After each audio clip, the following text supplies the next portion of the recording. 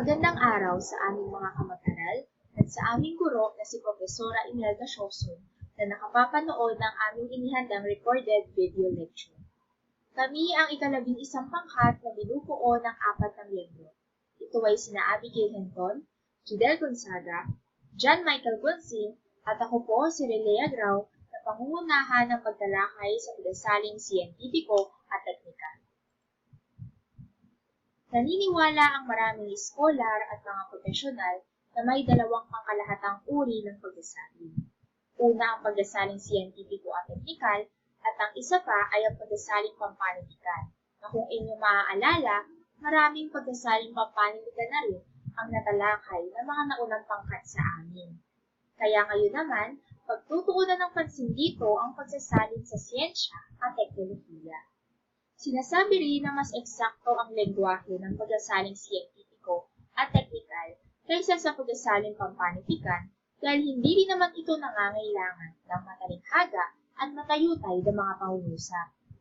Bagamat makikita natin na pinagsama ang siyentipiko at teknikal sa pagsasaling ito at kapwa na kasandig sa siyensya at teknolohiya, mayroon pa rin naman itong pagkakaiba.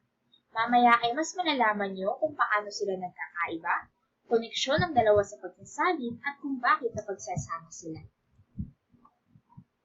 Sa pagsasaling siyentipiko, kabilang dito ang lahat ng pagsasalin tungkol sa purong agham, applied na agham, at teknolohiya. Mas abstrakto at mas mahirap din isalin ang mga tekstong ito.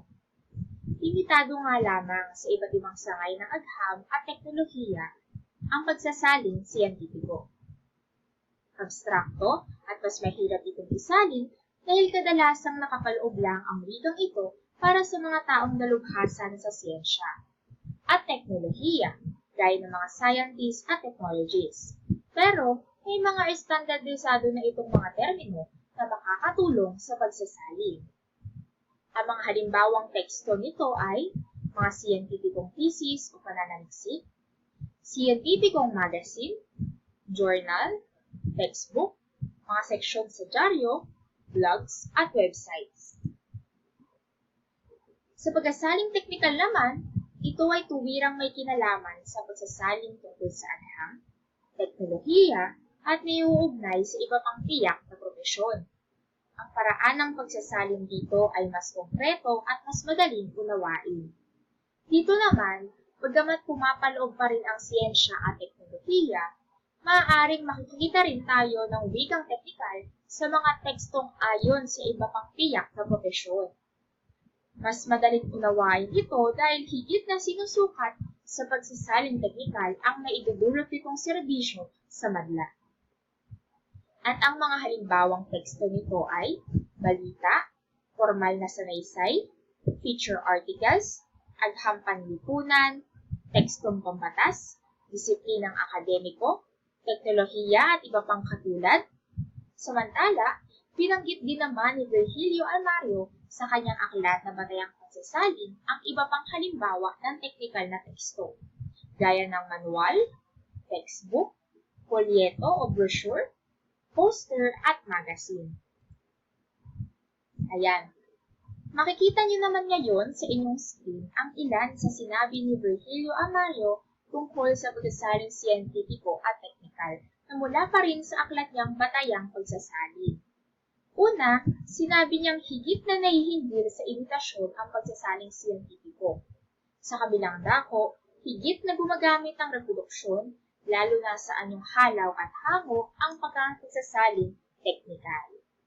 Halimbawa, ang siyentipikong teksto ay pananaliksik, at partikular na ukol ito sa siyensya na pinangungunahan pa ng mga siyentista. Malimit ng isalin ang mga ito para sa kanila kasi nagkakaintindihan naman sila ng wikang siyentipiko since nasa isang field lang sila.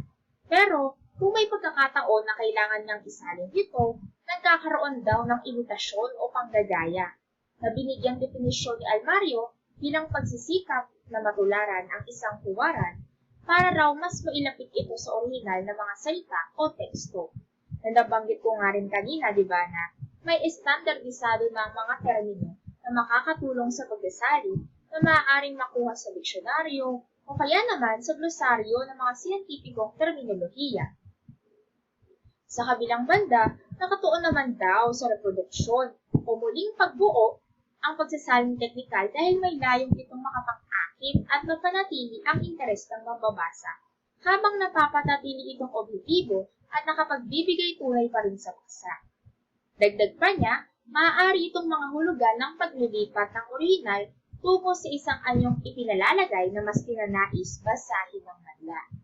Ikalawa, mula pa rin kay Almario, ayon sa kanya, kapag sinadya para sa popularasyon ng isang tekstong siyentipiko, iniaangkop ang tekstong teknikal sa kakayahan ng gagamit. Ito ay upang epektibong maiparating sa mambabasa ang impormasyon. At makikita pa rin naman na tinataglay nga ng teknikal ang mga katangiang siyentipiko, lalo na ang pagiging wasto at nakabatay sa resulta ng saliksik o kaya naman eksperimento. Kumbaga, bilang manunulat ng teksto at yung tagasalin, kailangan pang i-extract o ibuod yung mga siyentipikong pag-aaral at resulta. Kasi dumaan nga naman ito sa isang komprehensibong proseso. Bali mahaba-habang hakbang ang mga ginawa dito. So pagdating sa mga target na mambabasa, dapat ma-pick up nila agad yung pinakapunto ng pag-aaral na ito kung sakaling maitlathala ulit siya bilang technical na teksto at isalin pa. Ngayon, dumako naman tayo sa layo na magsasaling siyentipiko at teknikal. Komunikasyon ang pangunahing layo ng pagsasaling siyentipiko at teknikal. Pagdating sa pagsasalin, dapat palaging isipin ng tagasalin o tatayo bilang sender ang kanyang target na mambabasa o maging receiver para masigurong aakma ang salin sa kanyang kakayahang maunawaan ito. Bilang karagdagan pa, mula kay Profesora Imelda de Castro nang talakayin niya ang paksang dana sa proseso sa pagsasaling teknikal sa salintasan noong Mayo lamang, sinabi niya na hindi sila nagsasalin para sa mga elitista. Ngunit kaya sila nagsasalin ay para maipaabot ang karunungan at kaalaman sa mga taong nasa pinakalaylayan ng lipunan. Masasabi natin na napag-iisa talaga ang pagsasaling siyentipiko at teknikal dahil sa layon ng pagpapalaganap ng impormasyon sa mas nakararami at mga mamamayan na hindi lubusang nakakaunawa ng simulaing lengguwahe na karaniwan ng kasulat sa Ingles.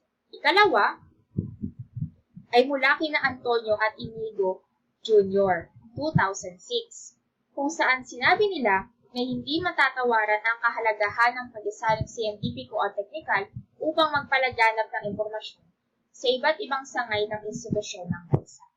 Kaya naman, dapat lang na higit na magamit ito sa pagdidisemina ng impormasyon sa mga tao at maging kaisa rin sa pagpapadaloy ng karunungan. Ikatlo, paglilipat, pag-iimbak at muling pagpapanumbalik ng mga karunungan sa lahat ng panig ng daigdig. Ang ibig sabihin lamang nito, dapat magpatuloy ang pagpapadaloy ng karunungan kahit saan mang panig ng mundo naroroon ng tao. Sa madaling salita, ang lahat ng uri ng karunungan ay dapat lagit-laging para sa lahat at hindi dapat ito mawala pagkus ay marapat na maging tulay ang pagsasaling siyentipiko at teknikal sa mas malawak na pagbibigay kaalaman. Ayon, dito ko na muna puputulin ang aking pagtatalakay at ipagpapatuloy na ito ng mga susunod na tagapag-ulat. Hambingan ng tekstong siyentipiko at tekstong pampanitikan. Ang pagsasaling siyentipiko at teknikal ay maaaring makita sa mga inisyatibang pagsasalin sa iba't ibang larangan. Espesyalisado ang pagsasaling ito sapagkat isang tiyak na disiplina ang pinagtutuunan ng pansin. Masalimuot ang mga proseso sa ganitong uri ng gawain, hindi lamang dahil kinakailangan ng katatasan na nagsasalin sa dalawang kasangkot na wika, ang simulaing lengguwahe at ang tunguhing lengguwahe, kung hindi dahil hinihingi ng gawain ito ang teknikal na kaalaman na nagsasalin ukol sa disiplina. Si Ali R.A. Al-Hasnawi sa kanyang Aspects of Scientific Translation, English into Arabic Translation as a Case Study noong 2006 ay nagsagawa ng hambingan ng mga tekstong pampanitikan at siyentipiko o teknikal. Makikita sa screen ang ginawang hambingan ni Hasnawi. Para sa mga tekstong siyentipiko, ito ay nakatuon sa pagiging makatwiran. Dahil ang mga tekstong ito ay gumagamit ng masusing obserbasyon at naglalaman ng mga katwiran at paliwanag. Samantalang sa tekstong pampanitikan ay may kawalan ng argumentatibong pagsulong sapagkat praktikal ang komunikasyong ginagamit sa pagitan ng mga ngalakal at mga profesional na tao. Sa ikalawa naman, nakasulat na ang tekstong siyentipiko ay may katiyakan dahil ang pamamaraan na ginamit ay nakaangkla sa prinsipyo ng sensya at dumaan sa sistematikong obserbasyon. Binanggit din na ang pagsasaling siyentipiko ay gumagamit ng tiyak at eksaktong mga salita. Samantalang sa tekstong pampanitikan ay may kawalan ng katiyakan dahil ang ganitong mga teksto ay naglalaman ng mga talinhagang hindi direktang inihahayag ang tunay na kahulugan. Sa tekstong siyentipiko, ito ay nakabatay sa katuwiran, samantalang sa pampanitikan ay nakaangkla sa emosyon. Sa siyentipiko, katotohanan sa partikular na realidad, samantalang sa pampanitikan ay nakabatay sa katotohanan mula sa ideal.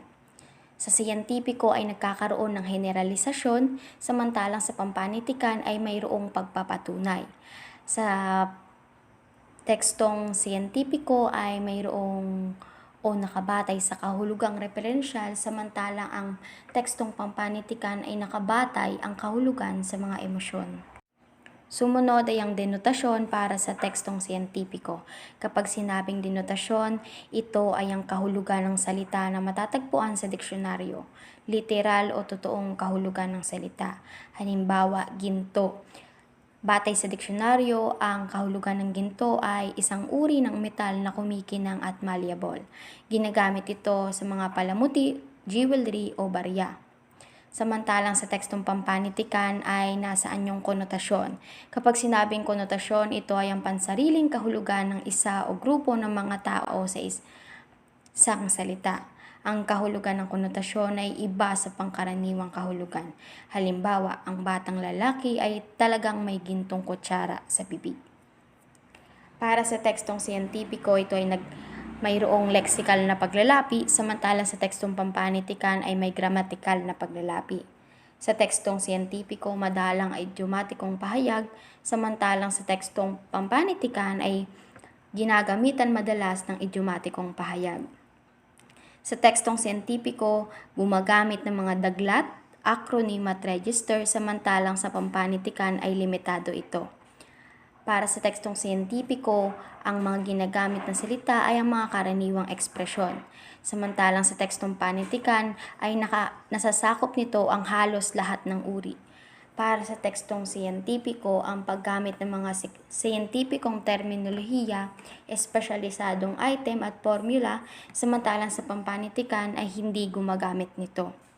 Sa tekstong siyentipiko, hindi gumagamit ng matatalinhagang pananalita, samantalang pagdating sa tekstong pampanitikan ay malawak ang paggamit ng mga ito. Sunod nating talakayin ang tagasali ng tekstong siyentipiko at teknikal. Tulad din ng tagasali ng iba pang uri ng teksto, ang tagasali ng tekstong siyentipiko at teknikal ay kailangang may sapat na kahandaan sa pagsasalin. Kailangan niya ng kahusayan sa dalawang wikang sangkot sa pagsasalin, gayon din kinakailangan na malalim ang kaalaman nito sa paksa na isasalin. Ngunit sino nga bang may karapatang magsalin ng tekstong siyentipiko at teknikal? Kung information technology ang paksang isinasalin, kailangan bang sangkot ang tagasalin sa gawaing ito? O kung medisina ang paksa, doktor lamang ba ang may karapatang magsalin? Para sa larangan ng medisina, sinagot ni Maria O'Neill, isang MD, ang tanong na ito sa kanyang Who Makes a Better Medical Translator? The Medically Knowledgeable Linguist or Linguistically Knowledgeable Medical Professional, a Physician Perspective noong 1998.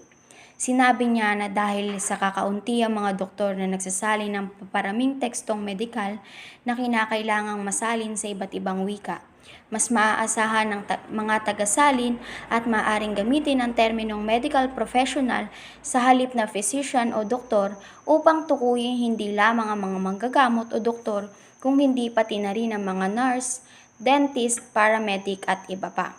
Pare-pareho silang kumukuha ng mga pangunahing kurso sa biology, chemistry, biochemistry, organic chemistry, anatomy, physiology, pharmacology at iba pa, kaya pamilyar sila sa lingwahe na ginagamit sa medisina. Idinagdag pa ni O'Neill na mahalagang nauunawaan ng tagasalin ang wika ng medisina dahil ito ay punong-puno ng jargon at di karaniwang pamamarilala na di karaniwang naririnig o nababasa sa pang-araw-araw na buhay. Ang halimbawa nito ay ang the patient complains of such and such at the patient's chief complaint is. Bilang eksplanasyon, para bang masyadong mareklamo ang mga pasyenteng kumukonsulta sa mga doktor. Ngunit ang totoo ay ginagamit ang salitang complaint para tukuyin ang dinaramdam ng pasyente. Kung isasalin sa Filipino ang nabanggit na salita, hindi angkop na tumbasan nito ng reklamo dahil sa salitang reklamo ay karaniwang naiuugnay sa mga bagay na idinudulog sa hukuman o kaugnay na konsepto. Mas angkop na tumbasan ng salitang complaint ng dinaramdam o nararamdamang sakit ng pasyente. Ngunit upang makatiyak, kinakailangan sumamguni sa mga doktor, nurse, komadrona at iba pang nasa propesyong medikal. Ito ay upang malaman kung ano ang salitang ginagamit nila kapag nakikipag-usap sa mga pasyente. Bukod sa mga jargon at idiosyncratic phrases, sinabi ni O'Neill na sa propesyong medikal, may mga salitang taglay na karunungan na tanging mga propesyong medikal ang agad na makauunawa at posibleng hindi agad maintindihan ng isang hindi doktor o nasa ganoong propesyon. Sinipi ni O'Neill si Douglas Robinson, isang tagasalin at autor ng mga aklat sa proseso ng pagsasalin na nakapagsalin na ng ilang tekstong medikal. Nang tanungin kung paano siya nakapagbuo ng sariling medical register, sinabi ni Robinson na faking it mostly, dahil lang isang tagasalin ay nagpapanggap lamang na siya ang neurologist, gastroenterologist o inhinyero na sumulat ng orihinal na teksto. Ang totoo ay pabirong sagot ito, ngunit may bahagyang katotohanan dahil talagang inilalagay ng tagasalin ng sarili sa lugar ng isang doktor, inhinyero o siyetista kapag nagsasagawa siya ng pagsasaling teknikal at sayantipiko. Ngunit ang pagpapanggap na ito, kung matatawag ng pagpapanggap, ay nagiging matagumpay lamang kung ibinabatay sa nauna ng malalim at malawakang saliksik na isinasagawa ng tagasalin hinggil sa paksang isinasalin. Upang maging matibay ang pagsasalin, itinala ni O'Neill ang mga sumusunod na pamamaraan. Una ay ang pananaliksik sa mga aklat at internet. Sa pamamagitan nito ay nakakakuha ng karagdagang impormasyon kaugnay ng isasaling teksto. Ikalawa ay ang paggamit ng diksyonaryo upang maging accurate ang mga definition ng mga salitang hinahanapan ng kahulugan. Ikatlo ay ang feedback mula sa kliyente o sa nagpagawa ng salin. Sa pamamagitan nito ay nakakakuha ng opinyon sa ginawang salin, bukod pa rito ay nakapagmumungkahi ang nagpapasali ng pabati nito kung may nais pang baguhin sa ginawang salin. Ika-apat naman ay mahalaga rin ang karanasan na nagsisilbing gabay sa mga susunod na pagsasalin. Dahil sa mga karanasan buhat ng mga naunang isinagawang salin ay mas lumalawak ang ating kaalaman kung paano higit na mapaayos ang gagawing salin. Dahil din sa mga karanasan ay natitimo natin ang mga problemang kinaharap sa naunang salin. Bilang konklusyon, sinabi ni O'Neill na kapwa makapagsasagawa ng mahusay na salin ng mga tekstong medikal ang mga linguistically knowledgeable medical professionals, gayon din ang mga medically knowledgeable linguist. Kapwa nakakabit ang salitang knowledgeable sa dalawang termino. Nangangahulugan ito ng malalim na kaalaman, kapwa ng tagasaling doktor at ng tagasaling hindi doktor, sa paksa ng tekstong medikal at sa wikang ginagamit sa pagsasalin. Sa makatuwid, mahalaga ang kaalaman sa paksang isinasalin maging ito man ay pampanitikan o teknikal. Singhalaga rin ang kaalaman sa paksa ang kahusayan sa tunguhing lingwahe dahil ito ang daluyan ng salin. Sa ideal na sitwasyon, maaaring magkaroon ng kolaborasyon ng eksperto sa paksang teknikal at ang eksperto sa wika upang higit na makabuo ng mahusay na salin ng tekstong siyentipiko at teknikal. Ayon naman sa London Institute of Linguistics, sinipi ni Antonio at Inigo Jr. noong 2006 ang kailangan taglayin ng mga tekstong siyentipiko at teknikal ang mga sumusunod na mga katangian. Una ay ang malawak na kaalaman sa paksa ng tekstong isasalin. Sa pamamagitan nito ay nakagagawa ng mahusay na salin dahil gamay nito ang mga termino at paksa ng isinasalin. Ikalawa ay ang mayamang imahinasyon upang mailarawan sa isipan ang mga kasangkapan. Sa pamamagitan ng imahinasyon ay nabibigyan nito ng ideya ang mga mambabasa ukol sa paksa ng teksto. Ikatlo ay ang katalinuhan upang mapunuan ang mga nawawala at o malabong bahagi sa orihinal na teksto. Ikaapat ay ang kakayahang makapili at makapagpasya sa pinakaangkop na terminong katumbas mula sa literatura ng mismong larangan o sa diksyonaryo. Sa pamamagitan nito ay mas nagiging epektibo at mahusay ang ginawang salin. Ikalima ay ang kasaynayang gamitin ang pinagsasalin na wika ng may kalinawan, katiyakan at bias. At higit sa lahat ang karanasan sa pagsasalin sa mga kaugnay na larangan o disiplina. Dahil sa pamamagitan nito ay hindi mahihirapan ng tagasalin sa mga terminong makakasalamuha nito. Yun lamang po at maraming salamat. Magandang araw! Ako po si Binibining Judel B. Gonzaga at narito po ako upang talakayin ang patungkol sa mga suliranin sa pagsasali ng tekstong siyentipiko o teknikal. Isa sa mga karaniwang suliranin sa pagsasali ng tekstong siyentipikong teknikal ay ang tinawag ni Mona Baker sa kanyang In Other Words, 1992, na problem of non-equivalence, source language concept not lexicalized in the target language. Walang katumbas na salita sa tunguhing lingwahe ang konsepto sa simulaang lingwahe. Paano nga ba tutumbasan sa Filipino ang mga salitang tulad ng computer, web page, software, diskette, chips, motherboard, keyboard, at iba pa? May mga nagsasabing hindi pa nga raw handa ang wikang Filipino bilang wika ng siyensya at teknolohiya, ng information technology dahil sa kakapusan ng mga terminolohiyang maitutumbas sa mga salitang kumakatawan sa mga konseptong banyaga. Dalawa ang problema sa pagtutumbas ng mga salitang dayuhan na walang katapat sa wikang Filipino. Una ay ang panghihiram ng mga salita at ang ikalawa naman ay ang pagbabaybay ng mga salitang hiram. At ito ay mas palalawigin pa ni Ginoong Guansing at mamaya lamang ako ay magbabalik upang magtalakay pa. Magandang araw sa lahat. Ngayon naman tatakalakayin natin ang panghihiram ng salita. Dahil sa bilis na pagbabago na nagaganap sa mundo, lalo na sa siyensya at teknolohiya, napakaraming salita mula sa ibang bansa ang pumapasok sa pang-araw-araw na bokabularyo ng mga Pilipino. Tulad na lamang ng computer, cellphone at iPad at iba pang kasangkapan.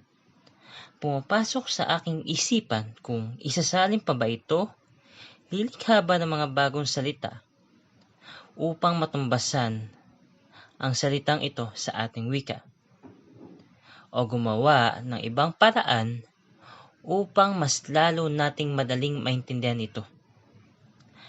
Ayon sa mga eksperto, ang panghihiram ng salita ay hindi kagaya ng pera, libro, o anumang gamit na isasaulin natin kapag ito'y hiniram, sapagkat ang panghihiram ng salita ay wala ng solian.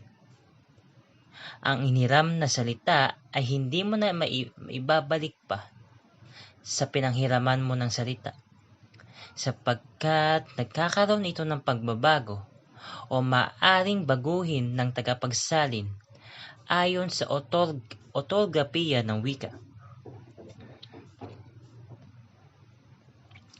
Malaya ang nanghiram na baguhin ang salitang hiniram at iangkop ito sa bigkas ng ortografiya ng wikang nanghiram. May dalawang uri ng panghihiram. Una, panghihiram na kultural.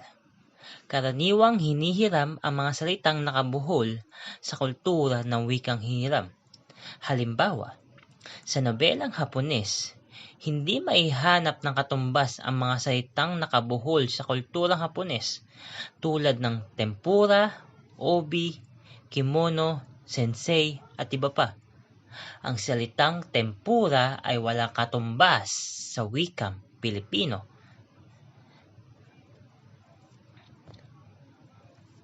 Ganon din ang kimono, obi at iba pa. Samantala, ang guro ang pinakamalapit sa salitang sensei. Ngunit iba pa rin ito sa pagkakahulugan sa guro, sapagkat ang salitang sensei ay kadikit ng kultura ng Hapones. Kapag naririnig mo ang salitang sensei, ay maaring pumasok sa isipan mo na ito ay isang salitang Hapones. Iba pang halimbawa, ang betha, salitang mula sa Indonesia na halos kahawig ng tricycle at pedicab ng mga Pilipino. Ngunit sa halip na sa tabi ng driver ang upuan ng pasahero ay nasa harapan. Salitang diaper at lampin. Ang lampin nalalabhan, diaper naman tinatapon pagkagamit. Maaring pareho ang gamit, pangsalo ng dumi at tihi, ngunit iba pa rin ang gamit at iba pa rin ang tumbas. Sunod, ang halimbawang ito mula sa salin sa Ingles ni Aurora E. Batnag na maikling kwentong Malalim ang Gabi ni Ponciano B.P. Pineda. Dahil sa ito ang original na salaysay sa Malalim ang Gabi. Hawak pa niya ang kamuning na balila ng siya'y datnan naming bangkay na kasama ng kanyang asawa. Ito naman ang salin ni Ponciano B.P. Pineda sa Ingles. He still held in his hands the kamuning na balila when he found his body and that of his wife. Mapapansin na hindi nawala ang salitang kamuning na balila sapagkat ito'y nakatuon o nakadikit sa kultural na pagsasalin. Ngunit ito'y mahirap na intindihin sapagkat hindi nawala ang salitang Tagalog o wikang Pilipino. Ngayon, upang gumanda o upang lubos na maunawaan, ganito daw ang marapat na gawin. He still held in his hands the kamuning na balila, kuwit, the wooden wood knife, when we found his body and that of his wife. Makikita na dinagdagan ng salitang Ingles upang maunawaan o ma-describe ang kamuning na balila. Dahil sa posibleng banyaga ang tunog at baybay ng mga salitang kultural, maipapabatid ito sa tagabasa ang kahulugan sa dalawang paraan. Gumamit ng talababa, maghanda ng glossary ng mga salitang hiram sa hulihan ng akdang salin. Sunod naman ang politikal na panghihiram. Karaniwang nagaganap ito sa mga bansang sinakop ng ibang bansa. May higit 300 sinakop ng mga Kastila ang Pilipinas, kaya maraming salita ang hiram mula sa wikang Kastila. At dahil masalapit ang tunog ng wikang Kastila sa tunog ng ating wika, dati may tuntunin na anyong Kastila ang hiramin, hindi Ingles, ngunit nagbunga ng mga salitang hindi Ingles, ngunit hindi rin Kastila. Ang halimbawa ito'y hango kina Almario et al. 1996. Tingnan ang salitang basiko. Basic ito sa English. Pinadaan sa Kastila, basiko, bago binaybay sa Pilipino at naging basiko. Kaya maraming ngayong mababasa na gaya ng nasa ibaba. Basic education. Basikong edukasyon. Basic needs. Basikong pangangailangan. Basic investigation. Basikong investigasyon. Basic knowledge. Basikong kaalaman. Ayon pa rin kina Almario et al., hindi muna iniintindi ng tagasalin ang kahulugang ibig ipaabot ng salitang basic bago ito itinumbas sa basiko. Kapag ba sinabing basikong edukasyon, maiintindihan mo na talaga ang pinakahulugan nito? Basikong investigasyon, maiintindihan mo ba talaga ang inahatid nito? Ayon kina Almario, ito raw ang marapat at tama. Basic education, panimulang edukasyon. Basic needs, pang-araw-araw na pangangailangan. Basic investigation, panguna o unang investigasyon o pagsisiyasat. Ngayon naman, tumako na tayo sa paglikha ng salita. Bukod sa mga nabanggit na tuntunin, maraming salita. Bukod sa mga nabanggit na mga tuntunin na may daragdag pang paraan ang pagtutumbas ng bagong salita. Noong 1960, pinangunahan ni Dr. Rogelio Reloba at Engineer Gonzalo del Rosario ang lupon ng agham ng National Science Development Board. Gumawa sila ng makatipunan ng mga salita, isang uri ng talasalitaan na may kaugnay sa siyensya. Hindi ito tinanggap ng madla sapagkat ang mga tao noon ay nasanay sa akademiko at teknikal. Ngunit ngayon ay mahirap o naging iba ang terminolohiyang ginamit ng maugnaying talasalitaan na pinangunahan nila, Dr. Rogelio Reloba at Engineer Gonzalo del Rosario. Ayon kay Santiago 2003, narito ang kahinaan na maugnaying talasalitaan. Walang sistema ang paglikha ng mga terminolohiya buwat sa Pilipino at iba pang katutubong wika sa Pilipinas. Ang mga nabuong salita ay kakaiwa at banyagang-banyaga ang dating sapagkat pinagkabit-kabit ang mga bahagi ay hindi mga morpema o makahulugang unit ng pinagkunan mga wika. Sinasabi na walang sistema kung mga pinagdikit-dikit na mga salita, mga pinutol itong una o dalawang letra nito, sabay idinikit sa unang letra, sa unang salita. Ganun daw yung naging siste nitong maugnay na ito. Kaya ito ang kahinaan sapagkat pinagdidikit-dikit at hindi ginagamitan ng mga morpema na palaging ginagamit ng mga Pilipino. Pangalawa, lumikha pa ng mga bago, gayon may mga salita naman palasak ng ginagamit. Halimbawa, binhispan para sa seminar, hatidwad para sa telegrama, hatingi para sa telepono, agsikap para sa inhero, at iba pa. Makikita na mas pinalalim yung terminolohiyang ginamit. At ito ang isa sa mga dahilan kaya mahina o kahinaan nito ang ganitong uri nito. Pangatlo, lumikha ng mga bagong salita mula sa mga panlapi at salita mula sa mga katutubong wika at nilagyan ito ng mga bagong kahulugan. Halimbawa, danom na sa Ilikano ay tubig at itinumbas ito sa Likodo. Maraming salitang masyadong mahaba, halimbawa, pahaylik, nayaning, mabilos na suga. Biophysical active light. Nakikita nyo? Sobrang haba nito. At hindi basta-basta maunawaan ng isang ordinaryong Pilipino. Panlima, binuhay ang mga salitang patay. Halimbawa, ulnong na ngayon ay lipunan o sosyedad.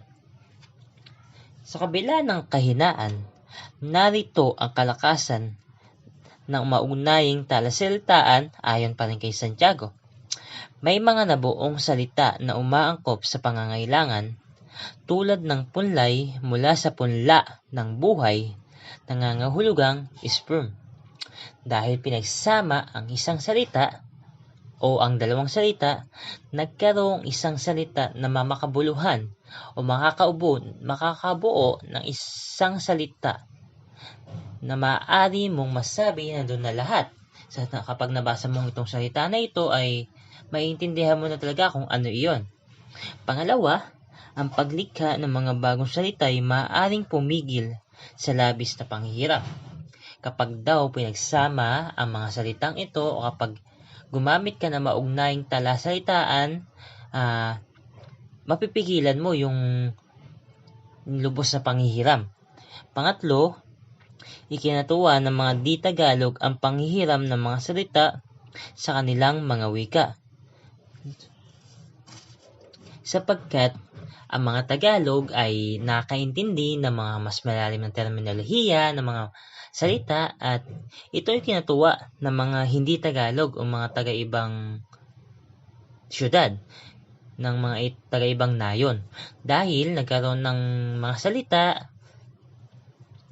na hindi gaanong malalim na terminolohiya. Yun lamang, maraming salamat.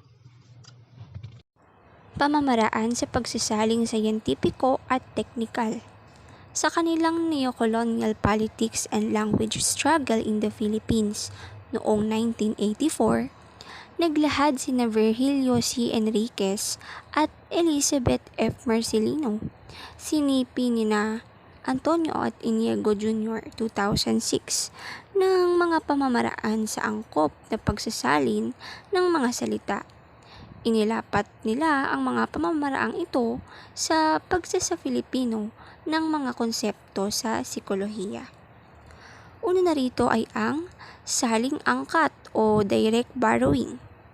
Ito ay ang paggamit ng mga salita o ideya mula sa ibang wika ayon sa orihinal nitong kahulugan at baybay at maaaring magkaroon ng kaunting pagbabago sa baybay kapag madalas nang ginagamit.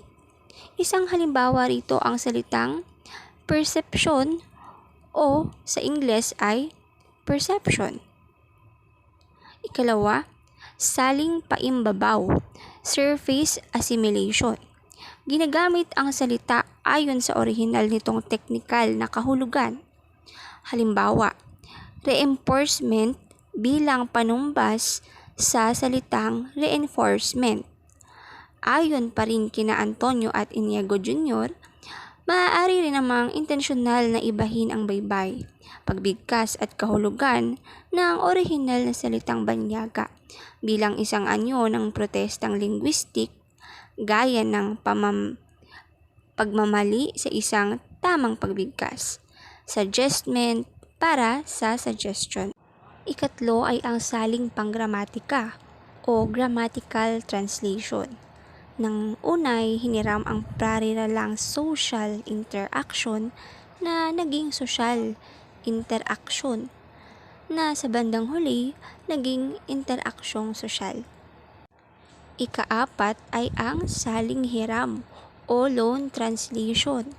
Ito ay isa sa pinakamagandang paraan sa pagbuo ng bagong salita para sa psikolohiyang Filipino. Halimbawa naman ito ay ang paghuhugas utak para sa brainwashing, ngunit hindi ito tinanggap ng marami. Ngayon ay tinatanggap na panumbas ang paghuhugas isip. Ikalima ay ang saling likha o word invention. Kakaunti lamang ang mga salitang likha sa larangan ng psikolohiya at ang mga ito'y nagbunga pa ng mga biro. Ipinayo ni Antonio at Inigo Jr. na sa paglikha ng bagong salita, lalo na kapag kaugnay ang sexualidad, kailangang isaalang-alang ang pagkapino at sensibilidad upang mapaghiwalay ang bastos sa magalang. Ika-anim ay ang saling daglat o abbreviated words. Ang mga halimbawa naman ito ay ang SR para sa stimulus response at IQ para naman sa intelligence quotient. pinaiikli ang mga salita o dito gumagamit ng acronym na mas madalas gamitin kaysa sa mahahabang salita. Ikapito ay ang saling tapat o parallel translation. Ito ang katutubong paraan ng pag-iisip at paggawa ng nagpapayaman sa ating wika at kultura. Ang halimbawa naman nito ay ang social interaction ay tumutukoy sa relasyon ng mga tao, kaya maaaring gamitin pandagdag sa bokabularyo ang salitang pakikisalamuha. Ikawalo ay ang saling taal o indigenous concept-oriented translation. Dito ay mahalagang tuklasin kung alin ang makabuluhan sa lipunang Pilipino, kaysa hiramin na lamang ang mga konseptong dayuhan. Sa ganoong paraan, isinusulong ng mga psikolohista ang konsepto ng kapwa na likas na sa pagpapahalagang Pilipino. At ang panghuli ay ang saling sanib o amalgamated translation. Rito naman ay humango ng mga salita mula sa mga katutubong wika sa Pilipinas. Ginagamit ang psikolohiyang Pilipino ang salitang mahay kapag nagmamahay. Ang isang Cebuano, ibig sabihin ay binigo siya ng kapwa niya Cebuano. Mga halimbawa ng aktwal na salin mula sa PLDT Touch Card Service. Ingles, please enter your card number followed by a pound sign. Sa Tagalog, i-dial ang inyong card number, sundan ito ng pound sign. Ingles, please enter the number you wish to call followed by a pound sign.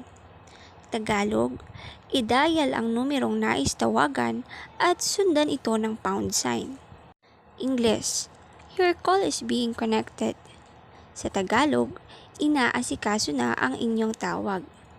Ayan, makikita sa mga halimbawang ito na ang iba't ibang pamamaraan ng pagtutumbas at pagbaybay ng mga salitang hiram na aking natalakay kanina lamang. Mapapansin din na ang lengguwahe ng pagsasaling teknikal ay nakakiling sa Ingles. Mapapansin din na ang lengguwahe ng pagsasaling teknikal ay sinabi ng dating tagapangulo ng Komisyon sa Wikang Filipino na si Dr. Ponciano Pineda, na ang wika nga raw ng siyensya at teknolohiya ay Taglish.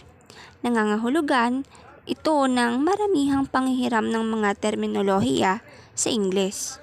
Hindi maiiwasan ito sapagkat gaya ng nabanggit na walang katumbas na salita sa wikang katutubo ang konseptong binabanggit sa simula ang teksto. Kung lilikha pa nga ng mga bagong salita, mapapabagal lamang ang proseso at baka magbunga lamang ng hindi pagkakaunawaan. Matapos isalin ang isang teksto, ay dapat nating daan na mahalaga ring isaalang-alang ng tagasalin ang kanyang target audience. Naiintindihan kaya ng kanyang mga mambabasa ang mga salitang ginamit niya? Kung hindi, mauuwi lamang yun sa wala ang kanyang pinaghirapan. Bagamat maramihan ang panghihiram ng terminolohiya sa pagsasalin ng mga tekstong siyentipiko o teknikal, ang mga paliwanag ay nasa wikang Filipino pa rin. Kaya wala nga raw ito dapat na ikapangamba sapagkat nananatili pa rin ang estruktura at likas na katangian ng isang wikang pambansa. Ngayon naman ay narito na tayo sa huling bahagi ng aming pagtatalakay. Ito ang pagpapalaganap ng mga salitang teknikal. Ayon kay Angelo 1998, matapos makabuo ng mga bagong panumbas sa mga salitang teknikal, kailangan may palaganap ang mga ito tungo sa estandardisasyon ng bokabularyong siyentipiko at teknikal.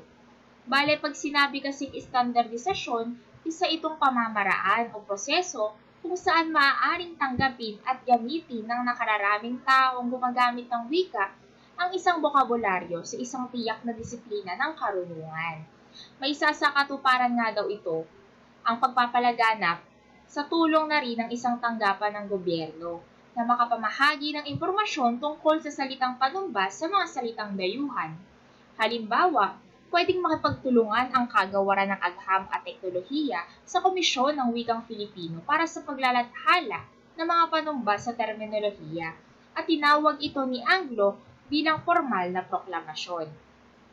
Samantala, mayroon din namang impormal na landas sa pagtanggap at pagpapalaganap ng mga bagong pananalitang palagiang umuusbong sa bawat larangan.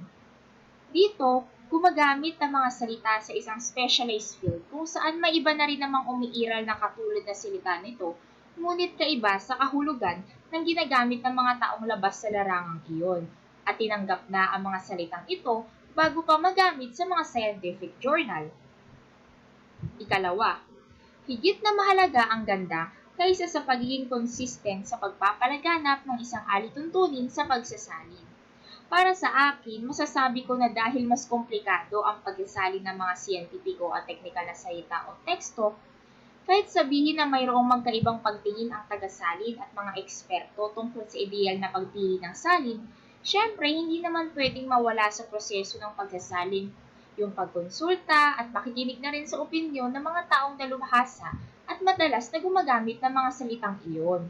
Maliban pa dito, hindi rin naman malabo na magtakda ang mga profesional ng pamantayan bago nila sang-ayunan ang ilalathalang salin dahil nga naman may mataas kasing kalidad ang mga terminolohiyang teknikal at siyentipiko. Kaya ano man ang mangyari, bukod sa dapat maunawaan ito, ang pinupunto ni Anglo ay dapat maging maganda pa rin daw ang salin kahit magkaroon pa ng magkakaibang bersyon ng panumbas. Maging sa paningin man ito ng mga eksperto sa isang larangan, ng isang tagasalin, o sa mata ng mga ordinaryong mambabasa. Gaya na rin ang pagiging maganda ng mga sinasaling akdang pampanitikan. At doon na po nagtatapos ang aming pag-uulat. Sana po ay may natutuhan kayo mula sa aming talakay. Maraming salamat po sa inyong ibinahaging oras para makinig at panoorin ang talakay ng aming pangkat.